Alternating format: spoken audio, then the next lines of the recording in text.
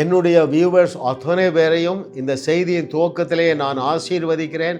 நீங்கள் தேவரக வாழ்க்கை வாழப்போகிறீர்கள். அப்படியே கண்களை மூடுங்கள். ஒரு 2 நிமிடங்கள் நல்லா ரிலாக்ஸ்டாக உட்காந்துடுங்க. சரிங்களா? அப்படியே கண்களை மூடுங்க. தேவரகமான வாழ்க்கை வாழத்தக்கதாக இந்த முதல் நிமிடங்களிலே தேவன் உங்களுக்கு ஒரு பிரகாசம் உள்ள மனக்கண்களை தந்தருளுவார். கண்களை மூடிட்டீங்களா? ஒரு 2 முறை பிரீத் இன் பண்ணுங்க. லாங் பிரீத் இன், லாங் பிரீத் அவுட்.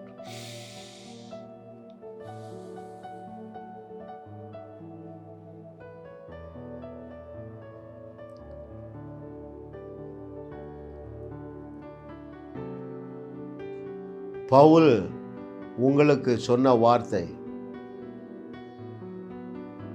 நமக்கோ கிறிஸ்துவின் சிந்தை உண்டாயிருக்கிறது. இயேசுவின் நாமத்தினால அந்த சிந்தையை உங்கள் மீது நான் கட்டவிழ்க்கிறேன். ஒரு மனதோடு நீங்கள் பெற்றுக்கொள்ளுங்கள். ஐ ரிசீவ் இட் என்று சொல்லி பெற்றுக்கொள்ளுங்கள். கிறிஸ்துவின் சிந்தை, தேவரகமான சிந்தை, அது நீங்கள் இப்பொழுது பெற்றுக்கொள்ளுகிறீர்கள். உங்கள் சிந்தை மாறுகிறது. எல்லா சூழ்நிலைகளிலும் இயேசுவை போல சிந்திக்கிறீர்கள். சத்துருக்கள் வரும்பொழுதும் இயேசுவை போல சிந்திக்கிறீர்கள். ஒரு சிறையிருப்பில் இருக்கும் பொழுதும் இயேசுவை போல சிந்திக்கிறீர்கள்.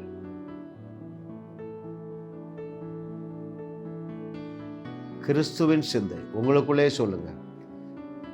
கிறிஸ்துவின் சிந்தையினால் நான் நிரப்பப்படுகிறேன் என்று சொல்லுங்க. கிறிஸ்துவின் சிந்தை அது சடலங்களை பார்த்து பயப்படவில்லை, சத்துருக்களை பார்த்து பயப்படவில்லை. எல்லா சூழ்நிலைகளிலும் ஜீவனை பெற்றுக்கொண்டது அந்த சிந்தை. இயேசுவின் நாமத்தினால் ஆண்டவரே, என்னுடைய பிள்ளைகளுக்கு உம்முடைய குமாரனுடைய சிந்தையை நீர் நிறைவாக கொடுத்ததுக்காக நன்றி. நன்றி இயேசுவின் நாமத்தில் பிதாவே, ஆமென். எனக்கு மிகவும் பிரியமானவர்களே, சத்தியத்தையும் அறிவீர்கள், சத்தியம் உங்களை விடுதலையாக்கும் என்று சொன்ன திருவாய் மலர்ந்த திருமகனாகிய இயேசுவின் நாமத்தினால நீங்கள் இப்பொழுது இருக்கிறதை காட்டிலும் 1000 மடங்கு வாழப்போகிறீர்கள். ஏனென்றால் தேவனுடைய சிந்தையினால் நீங்கள் நிரப்பப்பட்டிருக்கிறீர்கள். எனவே தேவரக வாழ்க்கை வாழுவீர்கள். இன்றைய தலைப்பு என்ன? அந்த 1000 ஆழங்கள், அவருடைய ஞானத்தின் ஆழங்களிலே 98வது ஆழம் தேவரக வாழ்வு. ஹல்லேலூயா. பழைய ஏற்பாட்டிலும் புதிய ஏற்பாட்டிலும் தேவனை போல சிந்தித்த அநேகர் இருந்திருக்காங்க. தேவனை போல அநேகர் சிந்தித்தார்கள், வெற்றி பெற்றார்கள். அதிலே தாவீதுடைய சிந்தையை நாம் தியானிக்க போகிறோம். சரிங்களா? மிக முக்கியமான நிஜத்தை, சத்தியத்தை ஆவியானவர் நமக்கு கற்றுத்தரப்போகிறார். ஹல்லேலூயா, ஆமென். He was reigning in life. ஜீவனில் வாழ்ந்து கொண்டிருந்தாருங்க. ஆகையினால்தான் தேவனை அவனுக்கு ஒரு ஸ்டாம்ப் பண்ணார். என்னது? இவன் என்னுடைய இருதயத்திற்கு ஏற்றவன். அந்த முத்திரையை தேவன் உங்கள் மீது குத்தும்படியாக. கவனிங்க, தேவனில் வாழ்ந்து கொண்டிருந்தால் அப்படின்னா சின்ன வயசிலிருந்து தேவனோடு நல்ல ரிலேஷன்ஷிப்பில் இருந்தாங்க. அவருடைய சங்கீதங்கள் எல்லாம் தியானிச்சு பாருங்க. தேவனோடு முகமுகமாய் பேசுவது போல அவன் பேசிட்டே இருக்கான். என் ஆத்துமாவே கர்த்தரை ஸ்தோத்திரே, அவர் செய்த சகல உபகாரங்களையும் மறவாதே. யாருங்க அப்படி பேசுறா? அருமையானவர்களே, தேவரக வாழ்வு வாழும்படியாக தேவன் உங்களை கரம் பிடித்து என்னோடு இணைத்திருக்கிறார். அவன் எந்த விதத்திலும் உங்களை விட சிறந்தவன் அல்ல, நீங்கள் அவனை விட சிறந்தவர்கள். மத்தேயு 11:11 ஆண்டவர் சொல்றார் பாருங்க, ஸ்திரீகளிடத்தில் பிறந்ததில்லை, தாவீதும் ஸ்திரீ இடத்துல தானே பிறந்தான். ஸ்திரீகளிடத்திலே பிறந்ததில் யோவான் ஸ்நானங்க தான் டாப்பு. ஆனால் ஒரு சந்ததி வருது, சிலுவைக்கு பின்பதாக வருது. அவர்கள் இவர்கள் எல்லாவரை காட்டிலும் பெரியவர்கள், நாம் தாவீதை விட சிறந்தவர்கள். அருமையானவர்களே, அல்லேலூயா. பாருங்க, தாவீதுக்கு அருளப்பட்ட கிருபை உங்களுக்கு வந்ததுங்க. என்ன கிருபை? தாவீதை சாமுவேல் அபிஷேகம் பண்ணினது போல தேவன் உங்களை அபிஷேகம் பண்ணி இருக்கிறார். It has super natural power. அதை குறித்து உங்களுக்கு ஒரு நாலேஜ் இருந்தால் ராஜரீக வாழ்க்கை வாழ்வீர்கள். அருமையானவர்களே, ஆமாம் பாருங்க அருமையானவர்களே, அவனை எதிர்த்து மிருகங்கள் வந்தன. கரடி, சிங்கம். வேற யார் அவனை எதிர்த்து வந்தாங்க? தன்னுடைய சொந்த சகோதரர்களே அவனை எதிர்த்து வந்தாங்க. ராஜா எதிர்த்து வந்தான், கோலியாத்து எதிர்த்து வந்தாங்க. எல்லா சூழ்நிலையிலும் மேலும் அவன் ஆளுகை செய்தான்.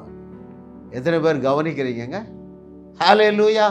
ஐயா, ராஜரீக வாழ்க்கை வாழும்படியாக அல்லது தேவனை போல நீங்கள் வாழ்க்கை நடத்தும்படியாக இந்த நாட்களிலே 21வது நூற்றாண்டில் தேவன் எந்த செய்தியை எழுப்பியிருக்கிறார்? வாழுவோம், வையகத்தையும் வாழ வைப்போம் என்கிற செய்தியை தேவன் கொடுத்து கொண்டு இருக்கிறார். ஜாஸ் மினிஸ்ட்ரிஸ் யூடியூபில் சப்ஸ்கிரைப் பண்ணுங்கள். தினந்தோறும் 2 செய்திகளை இலவசமாக பெற்றுக்கொள்ளலாம். அருமையானவர்களே, சாதாரண வாழ்க்கையை வாழ முடியாது போங்க. தாவீதை போல தேவனுடைய இருதயத்திற்கு ஏற்றவன் என்று நீங்க பெயர் பெறுவீங்க. உங்களை விட அவன் பரிசுத்தவான் கிடையாது. எதிலே சிறந்தவன் தெரியுமா? அவனுக்கு நாலேஜ் இருந்ததுங்க. அந்த நாலேஜ் தான் அவனுக்கு பயங்கரமான துணிச்சலை கொடுத்தது. அந்த நாலேஜ் தான் அவனுக்கு தேவனை போல சிந்திக்கக்கூடிய சிந்தனையை கொடுத்து ராஜரிக வாழ்க்கை அல்லது தேவரக வாழ்க்கையை வாழ்ந்து கொண்டிருந்தான். அவனுக்கு இருந்த அறிவை சில செய்திகளிலே நான் ரிப்பீட் பண்ணது உங்களுக்கு நல்லதுங்க. பவுல் சொல்லுகிறார் பாருங்கள், நான் எழுதுகிறதையே திரும்ப எழுதுகிறது உங்களுக்கு நல்லது. இதை கேட்டுக்கொண்டிருக்கிற தேவர்களே, நான் சொன்னதையே சில காரியங்களை சொல்லுவது உங்களுக்கு நல்லது. ஏனென்றால் என்னுடைய வாயிலிருந்த வார்த்தை வரும்பொழுது அது வல்லமை நிறைந்ததாக அபிஷேகிக்கப்பட்டதாக வருகிறதுனால ஒவ்வொரு சென்டென்ஸ் நான் சொல்லும் பொழுது நீங்கள் மகிமையின் மேல் மகிமை அடைந்து கொண்டே இருப்பீர்கள். முதலாவது பாருங்க, அவனுடைய நாலேஜ் பாருங்க. அவன் தேவனை போல வாழ்ந்து கொண்டிருக்க காரணம், ஒரு 4 காரணங்களை நான் குறிப்பிட்டு வைத்திருக்கிறேன். முதலாவது காரணம், தன்னுடைய தேவனை பற்றி ஒரு நாலேஜ் இருந்தது. என்ன பெயர் கொடுக்கிறான்? சேனைகளின் கர்த்தர். அதற்கு என்ன பெயர்? இராணுவங்களின் தேவன். ஹல்லேலூயா. ஐயா, நம்முடைய தேவன் இராணுவங்களின் தேவன். எதற்காக? உனக்காக யுத்தம் செய்யும்படியாக. That's very important dearly beloved. உன் பிரச்சனையை நீ தீர்த்து வைக்க வேண்டியதில்லை. உனக்குள்ளே வாசம் பண்ணுகிற அந்த யூத ராஜசிங்கமே தீர்த்து வைத்து விடுவார். அருமையானவர்களே, அதனால தான் அவன் துடிக்கிறான். இன்றைக்கு உன் தலையை எடுத்துருவோம் பாங்கிற. ஏன்? தன் தேவன் யுத்தங்களின் தேவன், யுத்தங்களில் தம் மக்களுக்கு வெற்றியை தருகிற தேவன் என்பதை அறிஞ்சிருந்தாங்க. ஹல்லேலூயா. ஓ, thank you Lord for your goodness. What a loving daddy. கர்த்தரை தெய்வமாக கொண்ட நீங்கள் பாக்கியவான்கள். ஏனென்றால் நீங்கள் சிக்கி இருக்கிற எந்த யுத்தத்திலும் வெற்றி தரக்கூடிய ஆற்றல் மிக்கவராக அவர் உங்களுக்காக யுத்தம் பண்ணுகிற தேவன் உன்னோடு பேசி கொண்டு இருக்கிறார். தேவரக வாழ்க்கைக்கு நான் உங்களை கரம் பிடித்து அழைக்கிறேன். தூக்கி விடுகிற அருமையானவர்களே. ஹல்லேலூயா. ஓ, thank you Lord for your goodness. இந்த செய்திக்கு என்ன தலைப்பு கொடுக்கலாம்? ராஜரிக வாழ்க்கை என்று சொல்லுவோமா அல்லது தேவரக வாழ்வு என்று சொல்லுவோமா? அந்த சிந்தை இருந்ததுனால தான். அந்த சிந்தை எப்படி வந்தது? எப்ப எனக்காக தேவன் எல்லாவற்றையும் செய்து முடிச்சுவாருங்கிற சிந்தை இருந்ததுனால தான் ராஜா பதவி வந்த பொழுது அதை ஏற்றுக்கொள்ள முடிந்தது. அருமையானவர்களே, இரண்டாவது என்ன வெளிச்சம் இருந்தது? 1 சாமுவேல் 17 நீங்க படிச்சீங்க. எப்பா நீ கத்தி கப்படோட வர்றா, ஆயுதங்களோடு வர்றா. இதை விட இன்விசிபிளா என்கிட்ட ஒரு சூப்பர் நேச்சுரல் பவர் இருக்கு, சூப்பர் நேச்சுரல் வெப்பன் இருக்கு. அது என்ன வெப்பன் சொல்லுங்க? கர்த்தருடைய நாமத்திலே வருகிறேன். ஹல்லேலூயா, ஹல்லேலூயா. கிறிஸ்துவின் சிந்தையுடையவர்கள் இப்படித்தான் சிந்திப்பார்கள். கர்த்தருடைய நாமத்திலே வருகிறேன். நீ ஆயுதங்களோட வர்றா, நான் மிகப்பெரிய இன்விசிபிள் ஆயுதத்தோட வர்றேன். அது கர்த்தருடைய நாமத்திலே வருகிறேன் என்று சொன்னார் பாருங்க. ஹல்லேலூயா. கர்த்தரை தெய்வமாக கொண்ட நாம் பாக்கியவான்கள். ஏனென்றால் நமக்கு தேவையான எல்லா சோர்ஸ், அதான் அந்த வெப்பன். கர்த்தருடைய நாமம், இயேசு கிறிஸ்துவாகிய நாமம். It is the source. It's more then enough. உங்க கடன் பிரச்சனையிலிருந்து உங்களை விடுதலை ஆக்குவதற்கு இயேசு கிறிஸ்துங்கிற நாமம் போதும். அருமையானவர்களே, எல்லா வியாதியிலிருந்து வெளியே வருவதற்கு இயேசு கிறிஸ்துங்கிற நாமத்தை அவர் கொடுத்திருக்கிறாரே. உங்கள் கணவனோ மனைவியோ ரட்சிப்புக்குள்ளாக வருவதற்கு இயேசு கிறிஸ்துங்கிற நாமம் போதுமே. அந்த ஃபோட்டோவை எடுத்துக்க. உன் கணவன் ரட்சிக்கப்படலையா, ஃபோட்டோவை உன் பர்ஸில் வச்சுக்க. தினந்தோறும் காலையில் எடுத்து பேச. அவர் பேர் என்ன? சுப்பிரமணியன். இயேசுவின் நாமத்தினால என்னுடைய கணவன் சுப்பிரமணியன் 90 நாளில் ஞானஸ்நானம் எடுக்கிறார் என்று பேச உனக்கு தைரியம் இருக்கா? தாவீது பேசினான, நாளைக்கு இல்லைப்பா இன்னைக்கு உன் தலை எடுக்கிறேன். ஏன்? அவன் அந்த சிந்தையிலே இருந்தான். ஏனென்றால் வெற்றி தருகிறவர் தேவன், ரட்சிக்கிறவர் தேவன் என்கிற அறிவு உனக்கு உண்டாகட்டும். மகனே மகளே, விட்டுறாத, உன் விசுவாசத்தை விட்டுறாத. ஐயா, உங்களுக்கு தெரியாது, என் புருஷன் இன்னொருத்தி பெண்ணோட வாழ்ந்துட்டு இருக்கான், அவன் எப்படியா ரட்சிக்கப்படுவான்? எப்பா, நடக்க முடியாததை நடத்ததான தேவன் என்று ஒருவர் உனக்குள்ளே வாசம் பண்ணுகிறார். அவர் எங்கே வாசம் பண்ணுகிறார்? ஐயோ, தாவீதுக்கு உள்ளே வாசம் பண்ணவில்லை, அவனே இந்த போடு போடுறான். உனக்கு உள்ளேயே தேவனாகிய கர்த்தர் வாசம் பண்ணுகிறாரு. நீங்கள் நான் தங்குகிற ஆலயம் என்று சொன்னாரே. அப்போ நீ என்ன போடு போடணும்ப்பா? சொல்ல வேண்டாமா? அவ என்ன சொன்னா? இன்னைக்கு உன் தலையை எடுப்பேன்னா. நீ என்ன சொன்ன தெரியுமா? இந்த நிமிஷமே உன் தலையை எடுக்க போற.